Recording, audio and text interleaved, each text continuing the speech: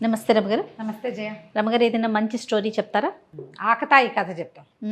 కొంతమంది ఉంటారు, వాళ్ళకేం పెద్ద దాని మీద రాబడి ఉండకపోయినా ఇతరులను ఏడిపించుకు తినేవాళ్ళు, వేళాకోళం చేసేవాళ్ళు, ఏడిపించుకు తినేవాళ్ళు, ఏమనాలి టక్కరితనంతో మోసగించేవాళ్ళు, ఎరకాటల్లో పెట్టేవాళ్ళు, ఇలా తమాషాగా ఉంటారు. చందమామ కథల్లో కథ ఎప్పుడో చదివా నేను. అది చెప్తామా వద్దా అని ఆలోచించి ఊరుకున్నా. ఎందుకు రమగారు? గుర్తొచ్చింది. ఎందుకు వద్దనుకున్నా? ఆకతాయి కదా ఎందుకన్నా? అది నేర్చుకుంటారట. ఏమోలే, ఏమిటో. ఇప్పుడు ఏంటంటే మనం ఖలీఫా కథలు చెప్తున్నాము, చైనా జానపద కథలు అలాంటివి చెప్తే ఫ్రాన్స్ జానపద కథలు మీరు ఇలాంటివి చెప్తారేంటి? అలాంటి భావాలు వస్తున్నాయి. కథలు వెతకలేక చచ్చిపోతున్నాను నేను. కథల్లో కూడా ఇలాంటి భావాలు ఉంటాయి. భావాలకి తక్కువే ఉండదు, మనకి చాలా ఉంటాయి. కథ కాదా ఇంపార్టెంట్? కథ ఒకటే ఎందుకు అవుతుంది జయ?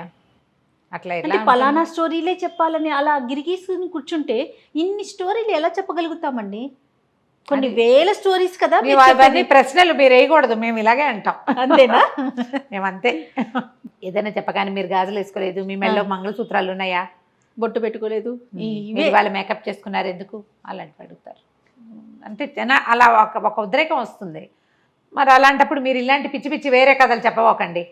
అలాంటివి కూడా వచ్చినా సరే ఇంకా కథలు లేవు, నాకు దొరికింది కదా చెప్తా అంతే. కాదు రమ్మగారు, మనం తాగే నీరు కానీ పీల్చే గారి కానీ మనది అని రాస్తుంటుందా అండి? అలా ఉండదు, కానీ ఇట్లాగే ఆలోచించలేకపోతే ఎట్లా రమ్మగారు? ఫార్వర్డ్గా ఆలోచించొద్దా కదా? మంచి విషయమా పోనీ, అది వినటం వల్ల మనకు సంతోషం వచ్చిందా, దానివల్ల మోరల్ తీసుకోండి, తీసుకోకపోనివ్వండి, మోరల్స్ పక్కన పెట్టు, కాలక్షేపం ఒక మంచి విషయం కదా. దాంట్లో కూడా ఇలా రూల్స్ అండ్ రెగ్యులేషన్స్ పెట్టుకుంటే చేసే వాళ్ళకి చెప్పే వాళ్ళకి చాలా ఇబ్బంది ఉంటుందండి. కష్టమే కొంచెం. అప్పుడప్పుడు కాస్త నేను దీన్ని ఫేస్ చేస్తున్నాను. నాకు పర్సనల్ మెసేజెస్ వచ్చేస్తుంటాయి, మీరు ఇలాంటివి చెప్పకండి, ఫలానా స్టోరీసే చెప్పాలి. సరే, టిల్ అనేవాడు ఒకటి పేరు. ఇదేంటంటే మన దగ్గర ఒక కెమెరామెన్ ఉన్నాడండి, టిల్లు. మన డీజే టిల్లు ఉన్నాడు కదా, అలాగా. ఈ టిల్ ఏంటంటే జర్మనీ కథ. ఇది ఒక పేద సామాన్య కుటుంబంలో పుట్టాడు. చిన్నప్పటి నుంచి చిలిపివాడు, ఏదో ఒక కొంటె పని చేసేవాడు, అల్లరి చేసేవాడు. ఎవరి పైనుంచి దూకుతారో వాళ్ళకి అదేదో దొరుకుతుందని పిల్లల మధ్య పందాలు పెట్టి వాడు మాత్రం దూకేవాడు కాదు, అందరు దూకేవాళ్ళు. చిన్నప్పుడు ఒకటి చెప్తుండేవాళ్ళు, ముక్కు కొక్కితే ఆంజనేయ స్వామి కనిపిస్తాడు. అందరి పిల్లలందరికీ ముక్కు మీద పుళ్ళే 108 సార్లు కోకాలి. తర్వాత ఏమవుతుంది, ముక్కు మీద ఇక్కడ దూలం మీద పల్చగా ఉంటుంది కదా స్కిన్, అందరి పిల్లలకి ముక్కు మీద పుళ్ళు ఉండేవి. అసలు ఎవడు చెప్పాడో వాడు చచ్చినా కొక్కునేవాడు కాదు. వీడు కూడా అలాంటి వాడు అన్నమాట. అయితే ఇదేంటంటే పాపం తండ్రి చనిపోయాడు. వాళ్ళమ్మ ఇంట్లో ఉన్నవి మన్నవి అవి ఇవి పెట్టి ఎటాగొట్టా సంసారం నడిపింది. ఓ రోజు కూర్చుని ఏడుస్తూ కూర్చుంది. నువ్వు ఎందుకు పనికిరావురా, ఏం పని చేయవు, నీకు ఆటకాయతనము ఆటకాయతనము అల్లరి కొంటెతనము తప్ప, సోమరిపోతువు నువ్వు. 10 రూపాయలు తేలేవు, 10 రోజులు అన్నం గడపలేవు, మీ నాన్న సంపాదించి పెట్టింది తినేసాం, ఆయన కొనిపెట్టినవి మింగేసాం, అన్నీ అయిపోయినాయి, నువ్వు నేను మిగిలాం, ఈ పూరు గుడిసె ఒకటి ఉంది మనకి అనేసరికల్లా అమ్మాట ఏడబోకే, నీకేం కావాలి, డబ్బులే కదా, తిండి అంతేగా, నేను చూస్తాలే అన్నాడు. వీళ్ళు ఊరిలో ఒక ఊరికి చివరగా ఉన్నారు. ఆ ఊర్లో రెండో చివరి వైపుకి ఉన్నటువంటి ఒక బజార్లలో పెద్ద పెద్ద రొట్టెల దుకాణాలు అవి ఉన్నాయి. వీడు మంచి పైలా పచ్చేసిగా కొట్లోకి వెళ్ళాడు. సాధారణంగా బిక్కుబిక్కుమంటూ బిక్కమొహాలు పెట్టుకుని ఉన్న వాళ్ళని చూస్తే జనాలు పసిగడతారు. కాన్ఫిడెంట్గా ఉండేవాడిని చూసి జబర్దస్త్గా లోపలికి వచ్చినవాడు, చేతులు ఆడిచ్చేసేవాడు, చకచక తలకాయ అటు ఇటు తిప్పేవాడిని నమ్ముతారు. అవును, కాన్ఫిడెన్స్ కావాలి జనాలకి. వాడి దగ్గర డబ్బులు ఉన్నాయో లేదో కాదు ముందు కావాల్సింది. బిక్కమొహం వేసుకుని భయంగా చూస్తున్నాడు అనుకో, అసలు నీ దగ్గర డబ్బులు ఉన్నాయా అని అడుగుతారు.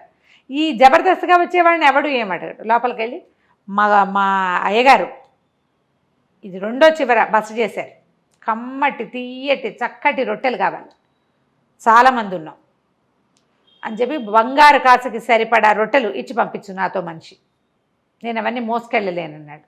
పెద్ద తట్ట నిండా వస్తాయి, మనిషిని ఇచ్చి పంపించు, కాసు వాడికి ఇచ్చి పంపిస్తా. బాగుందిగా. షాపు వాళ్ళకి అలా అలవాటే, మొత్తం సరుకు మోసుకెళ్తే షాప్ అబ్బాయి డబ్బులు పుచ్చుకొచ్చేస్తాడు. సరే, ఆ కుర్రాడు షాపులో ఒక అతను ఉన్నాడు, మరీ కుర్రాడు ఏం కాదు, పెద్దవాడు, బుట్ట తట్ట నెట్టి మీద పెట్టుకుని నడుస్తుంటే ఈ టిల్ అన్నాడు, సరిగ్గా పట్టుకో, ఒరిగిపోతోంది, పడిపోతాయేమో రొట్టెలు, అసలే మా అయ్యగారు ఒప్పుకోరు కింద పడితే రొట్టెలు అన్నాడు. అతను వాడు బాగానే నడుస్తున్నాడు.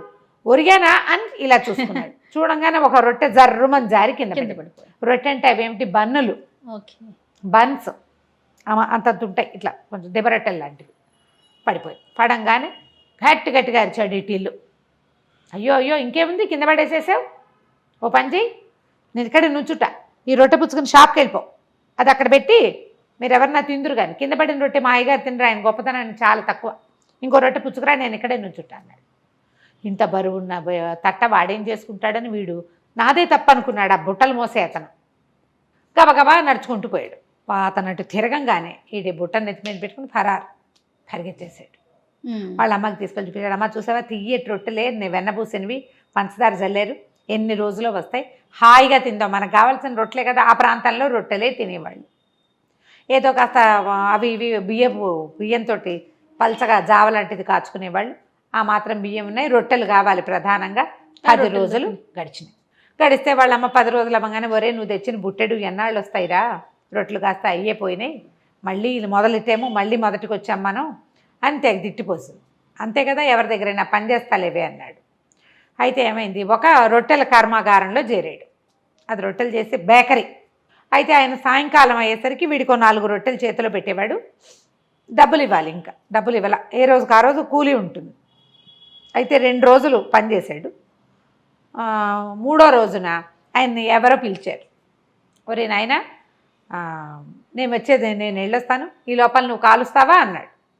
ఏం కాల్చమంటారు అన్నాడు. ఏం కాలుస్తావురా, గుడ్ల గుబలు కోతులును వాటిని కాలుస్తావా, రొట్టెలు కాల్చు, పింజారి వెదవా, బుద్ధి లేదు నీకు అని కేకలేసి వెళ్ళిపోయాడు. వీడేం చేశాడు, ఆ మొత్తం మైదా పిండి అంతా చక్కగా నున్నగా చేసి, రొట్టెలు గుండ్రంగా చేయాలి కదా, ఒకటేమో గుడ్ల గూబ ఆకారంలో, ఒకటేమో కోతాకారంలో చొప్పున ఇన్ని గుడ్ల గూబలు ఇన్ని కోతులు చేసి అక్కడ పెట్టాడు. చేసి అవన్నీ కాల్చేసాడు. ఆ యజమాని వచ్చాడు. వచ్చి చూసేసరికి ఏముంది, గుడ్ల గూబ ఆకారంలో కొన్ని రొట్టెలు, కోతాకారంలో కొన్ని రొట్టెలు. హాత్తేరి అని ఆయన అరిచర్చి పోటాడు. మీరే కదండి చెప్పారు, కోతులు గుడ్ల గుబ్బలు కాల్చమన్నారు, ఎవరికైనా ఆర్డర్ ఉందేమోనని కాల్చాను అన్నాడు. అనగానే ఆయన తెగదిట్టిపోసి, పిండి డబ్బులు పెట్టు, అక్కడ పెట్టు, నువ్వు నీ రొట్టెలు నువ్వే పట్టుపో, ఏం చేసుకుంటే అది చేసుకో వెదవా అని తెగదిట్టాడు. తిట్టేసరికల్లా వీడేం చేశాడు, వాడి దగ్గర ఏదో కొద్దిగా చిల్లర పైసలు, మీరు నాకు 2 రోజులు కూలీ ఇవ్వాలిగా, ఆ కూలీ డబ్బులు మినహాయించేసుకోండి ఈ పిండికి, ఇంకేదో ఒక పావలాన 10 పైసలు ఉంది, పావలా కూడా ఉంచుకోండి అని ఆ 2 బుట్టల్లో ఇన్ని గుడ్ల గూబ రొట్టెలు ఒక దాంట్లో, కోతి రొట్టెలు ఒక దాంట్లో పుచ్చుకుని పోయాడు.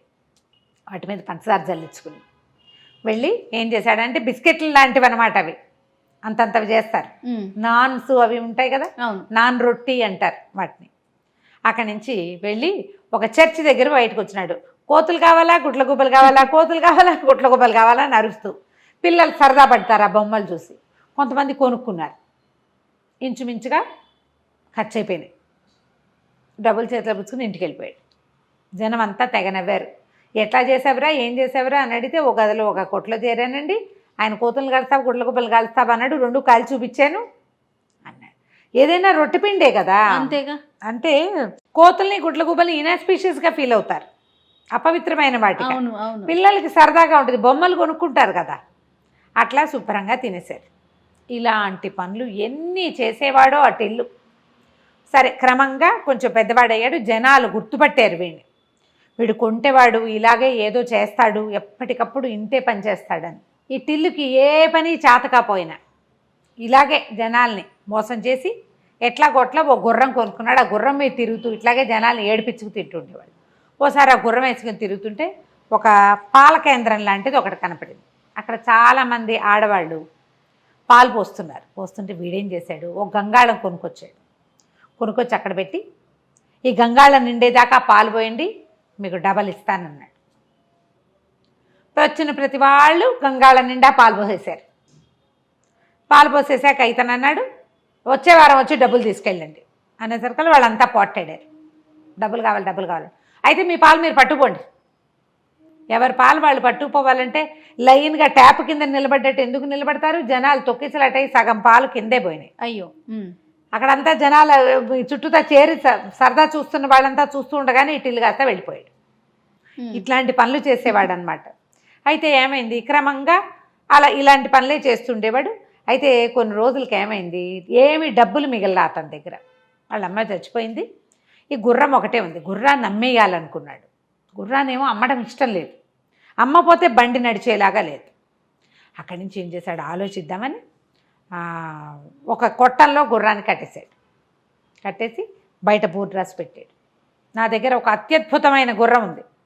తల ఉండే చోట తోక, తోక ఉండే చోట తల ఉన్నాయి. దానికి తల ఉండాల్సిన చోట తోక ఉంది, తోక ఉండాల్సిన చోట తల ఉంది. బ్రహ్మాండంగా పరిగెడుతుంది, మామూలుది కాదు అది. చూడదలుచుకున్న వాళ్ళు తలా ఒక రాకాసు ఇవ్వండి అని పెట్టాడు. గుర్రం కనపట్ల, అందరు సందులో నుంచి చూస్తున్నారు, కనిపించట్లే. అదంతా పకడ్బందీగా కట్టేస్తుంది. సరే ఏముంది, జనాలు ఒక రాకాసే కదా, బోళ్ళంతమంది రాకాసులు ఇచ్చారు, జేబులు నిండిపోయినాయి. టడా ఆయన పెద్ద మ్యూజిక్ పెట్టి ఆ గుర్రాన్ని బయటికి తీసుకొచ్చాడు. చూస్తే అందరూ ఇదేంటి మామూలుగానే ఉంది కదా అన్నారు. మెళ్ళో కట్టి ఉండాల్సిన తాడుని తోక దగ్గర కట్టాడు. చూసుకోండి వింత గుర్రం. జనాలంతా పగలబడి నవ్వారు. రాకాసులు వచ్చిన వాళ్ళు కాసు కోసం ఏం పోట్లాడతారు, అదే కదా. కొన్నాళ్ళకి డబ్బులు వచ్చేసినాయి. ఇలా ఎన్ని కోతి పనులు చేసేవాడు. ఒకసారి ఏమైంది, ఇతను ఒక నగరంలో నుంచి లోపలికి వెళ్తుంటే ఒక 12 మంది బిచ్చగాళ్ళు కూర్చున్నారు. వాళ్ళు పాపం చాలా బాధపడుతుంటారు. బిచ్చగాళ్ళు అంటే ఏంటి, గుడ్డివాళ్ళు, అందరూ గుడ్డివాళ్ళే. వాళ్ళు ఎవరో ఒకళ్ళ సహాయంతో అక్కడికి వచ్చి కూర్చుంటారు, సాయంకాలం మెల్లిగా వెళ్ళిపోతారు. ఈయన అన్నాడు వాళ్ళ దగ్గరికి, నేను మీ అందరికీ తలా ఒక బంగారు కాసు ఇస్తా. 12 మందికి 12 కాసులు. చక్కగా ఊళ్ళో సత్రం ఉంది కదా, వాళ్ళ ఒక వారం రోజుల పాటు మీరు హాయిగా తిని పడుకుని విశ్రాంతి తీసుకోండి. అంటే బాబాయ్య నువ్వు ఎంత గొప్పవాడివి, ఎంత దానపరుడివి అని వాళ్ళంతా సంతోషించారు. ఒట్టిగా వెళ్ళి అక్కడ పడుకుంటామంటే ఆయన ఒప్పుకోడు. బంగారు కాసులు ఉన్నాయి కదా, సరే ఇదిగోండి 12 కాసులు అన్నాడు. ఈ 12 మంది ఏమనుకున్నారు, తమలో ఎవరో ఒకడు 12 కాసులు తీసుకున్నారనుకున్నారు. ఎవ్వరికీ ఇవ్వలాతం, ఇవ్వకుండా వెళ్ళిపోయాడు. వీళ్ళు తమ దగ్గర బంగారు కాసులు ఉన్నాయన్న దిలాసాతోటి ఊళ్ళో నగరంలోకి వెళ్ళిపోయి, నగరంలో ఒక పేరెన్నిక గన్న సత్రం, అక్కడ చాలా పెద్దది, స్నానశాలలు ఉన్నాయి, లోపల ఎంతో చక్కటి భోజనం దొరుకుతుంది, హాయిగా విశ్రాంతి తీసుకోవడానికి ఎంత బాగుంటుందో వాళ్ళ దగ్గర. అందులోకి పోయేసరికి ఇదేమన్నా ధర్మసత్రం అనుకున్నారని సత్రం యజమాని వీళ్ళని అదిలించాడు. ధర్మసత్రం ఏంటి, ధర్మసత్రం అని మేము అనుకోలేదు, మాకు తెలుసు ఇది పెయిడ్ సత్రం అని.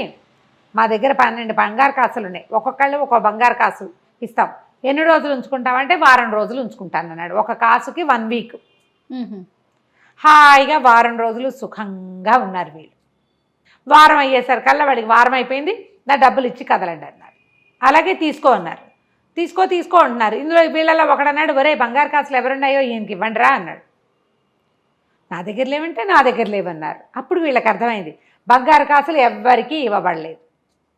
అక్కడి నుంచి గట్టిగా అరిచి అతను ఏం చేశాడు, వీళ్ళందరినీ బందిఖానాల్లో పెట్టాడు. ఆ బయటే ఉంది ఒకసారి దీంట్లో, అందులో వేసి తలపేసేసాడు చీకటి కొట్లో. టిల్లు మాత్రం వీళ్ళ మీద దృష్టి పెట్టుకుని ఉన్నాడు, గమనిస్తున్నాడు. వచ్చి ఏమిటయ్యా భలేవాడివి, పాపం వాళ్ళకి ఎవరో ధర్మాత్మలో సహాయం చేస్తారని వచ్చారు, ఒక వారం రోజులు ఉంచుకున్నా వాళ్ళని ఏం చేసుకుంటావు, కబోది వాళ్ళని పెట్టుకుని అంటే మరి నేనేం చేయనండి, నా నష్టం ఎవరు పూడుస్తారంటే ఆ మాత్రం దానం చేసే ధర్మాత్ములు లేరు, ఉన్నారు బ్రహ్మాండమైన వాళ్ళు, ఎంతమంది ఎంతో అద్భుతమైన వాళ్ళు ఉన్నారు. కావాలంటే మీ ఆవిడ నాతో పంపించు, నేను ఆ దానం ఇచ్చేవాడిని ఎవరినైనా చూస్తా అంటే సరేనన్నాడు. సరే అంటే ఇతను ముందెళ్ళి ఒక మత గురువు దగ్గరికి వెళ్ళి, అయ్యా ఒక అభాగ్యుడికి సైతాన్ సోకింది, దాన్ని వదలగొట్టాలండి మీరు అంటే, తప్పకుండా నాయన దానికి అభాగ్యులకు సహాయం చేయటమే కదా మతాధికారులది పరిస్థితి, మేము అదే కదా చేస్తాం, తీసుకురా వీలు వెంబడి అన్నాడు. ఈయన పోయి మన టిల్లు వెళ్ళి ఆ సత్రం అధికారి దగ్గరికి వెళ్ళి మీ ఆవిడని పంపించు, నేను డబ్బిచ్చే మహానుభావుని సెలెక్ట్ చేశాను అన్నాడు. ఈవిని వెంబడి పెట్టుకెళ్ళి అక్కడికి చెప్పాడనమాట. నేను చెప్పిన ఆయన తాలూకు భార్య ఏంటంటే, అమ్మ తప్పకుండా అతను కోరిన సహాయం నేను చేస్తానమ్మా అన్నాడు. అంటే ఈవిడేమనుకుంది, ఓహో సహాయం చేస్తానన్నాడుగా, అందుకని ఇంటికి వెళ్ళి ఆ సత్రం అధికారితో చెప్పింది భర్తతోటి, ఏమండి వాళ్ళని వదిలేయండి, పాపం మతాధికారి సహాయం చేస్తానన్నాడండి, డబ్బులు ఆయన ఇచ్చేస్తాడు, గుడ్డివాళ్ళని పాపం ఎందుకు, ముసలివాళ్ళు గుడ్డివాళ్ళు వదిలేయండి అంటే, అమ్మాయి వారం రోజులు హాయిగా జీవించిన గుడ్డివాళ్ళు తమకి దానం చేసిన వాడిని ఎవరినో శతాయువుగా దీవించి వాళ్ళ దారి వాళ్ళు పోయారు, ఎక్కడికో వెళ్ళిపోతారు ముష్టడుకోవడానికి. సరే రెండో రోజున సత్రం అధికారి పనులన్నీ చక్కబెట్టుకుని మతాధికారి దగ్గరికి వెళ్ళాడు. వెళ్తే ఇద్దరు కాసేపు డిస్కషన్ చేశాక ఆయనకు అర్థమైంది, తనకి సైతాన్ వదలగొట్టడానికి మాట్లాడి పెట్టారు తప్పిస్తే తనకి డబ్బు ఇవ్వడానికి కాదు అని జనానికి తెలిసింది. అందరూ నవ్వి కేకలేసి ఎక్కిరించుకుని ఇలా సరదా పడేవాళ్ళు అనమాట. కొన్నాళ్ళు ఇలా గడిచాక మొత్తానికి ఇతన్ని పట్టేసుకున్నారు, అధికారులందరూ పట్టుకున్నారు. ఏంటి, ఇతను అందరినీ మోసం చేస్తాడు. ఇందులో పెద్ద పెద్ద మోసాలు ఏం లేవు, ఒక మాదిరి మోసం కానీ చేస్తాడు. పట్టుకున్నాక ఏం చేశారు, టిల్లుని ఉరిదీస్తామన్నారు. శిక్షలు పడ్డాయి. ఇలా మోసం చేసిన వాళ్ళకి ఉరి శిక్ష ఉంది ఆ ఊళ్ళో. ఉరి శిక్ష వేస్తామని మొత్తం జనం అంతా చేరారు. వాళ్ళలో కొంతమందికి వీడికి ఉరి శిక్ష వేయడం ఇష్టం లేదు, వాడి వల్ల సరదాగా మంచిది, ఎప్పటికప్పుడు ఇలాంటి సంఘటనలు చెప్పుకుని నవ్వుకోవడానికి బాగుంటాయి. అందరూ నుంచుంటే సరే ఇతనికి ఊరేస్తుంటే ఆఖరి కోరిక చెప్పమన్నారు. టిల్లు అన్నాడు, ఇంతమంది వచ్చారు కాదండి, నా వల్ల ప్రభుత్వానికి ఇంత ఖర్చు అవ్వాలా చెప్పండి, ఓ వజ్రస్థానం, ఓ ఊరేసేవాడు, వాడికి డబ్బులు ఇవ్వాలి, ఇది ఓ కొత్త తాడు, ఇవన్నీ ఎందుకండి వేస్ట్ అనవసరంగా, ఓ పాత తాడు తెప్పించండి అనేసరికి అధికారులకు ఏమనిపించింది, వీడు ఏదో ఖర్చు తప్పిస్తానంటున్నాడే. ఊరేసేటప్పుడు కూడా మళ్ళీ అధికారులు ఆలోచించారు. వాడు చెప్తున్నాడు ఒక ఐడియా, వాడు అలా కన్విన్సింగ్గా చెప్పగలడు అనమాట. వాడు ఏదో ఐడియా చెప్తానంటున్నాడని వాళ్ళు కొంచెం ఆలోచించుకొని సరే అన్నారు. అక్కడి నుంచి వాడిని దింపారు. ఊరు వేసేవాడికి జీతం ఇవ్వాలి, ఈ పని చేస్తుంది, వాడు నెలకి ఇన్నెన్ని వేస్తాడు, ఆ వేసిన దానికి ఆ అకౌంట్ నుంచి వీడిని తీసేయచ్చు. కొత్త తాడు కూడా వేస్ట్ అవ్వదు, తాడు తీసి పక్క పెట్టి ఓ తాడు తెప్పించారు, కిందకి దింపారు, ఆ తాడు చేతికి ఇచ్చారు. సరే అన్నారు. అనేసరికి అలాగేనండి, నాకు అవకాశం ఉన్నప్పుడు చేయి తీరిగిన అయినప్పుడు ఈ పాతోడితోటే ఊరేసుకుంటారని జంపు.